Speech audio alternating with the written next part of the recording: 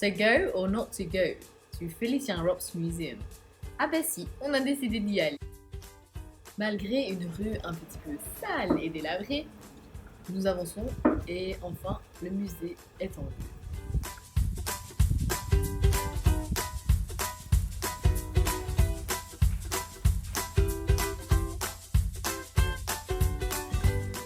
Nous avons décidé d'aller voir l'exposition temporaire Shakespeare romantique.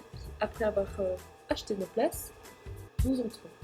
Car et oui, en effet, le musée Félix Europe, ce n'est pas spécialement des peintures avec des femmes et des cochons. Shakespeare est un dramaturge anglais du XVIIe siècle.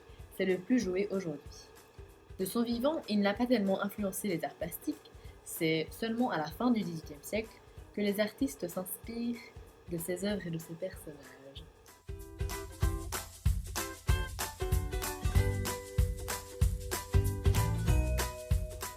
Nous entrons maintenant dans la seconde partie de l'exposition, consacrée au personnage d'Ophélie, l'amoureuse de Hamlet, dans la pièce du même nom. Celle-ci connut un destin tragique en mourant noyée. Accident ou suicide, le doute sur la mort d'Ophélie laisse encore libre cours à l'imagination des artistes. Nous voyons aussi beaucoup d'autres personnages de Shakespeare, comme Othello et Hamlet.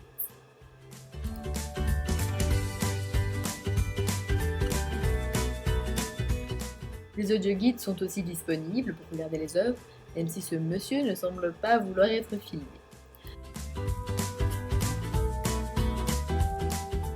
Vite à l'étage, Juliette m'appelle.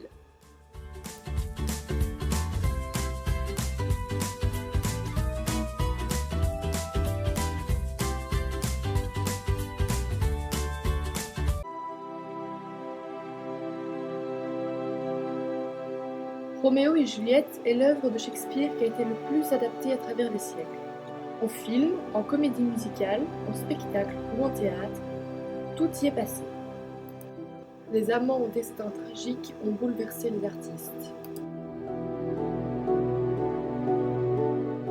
Nous voyons à travers les œuvres que Shakespeare s'est fortement intéressé aux tragédies amoureuses et aux histoires surnaturelles bordant sur le spirituel.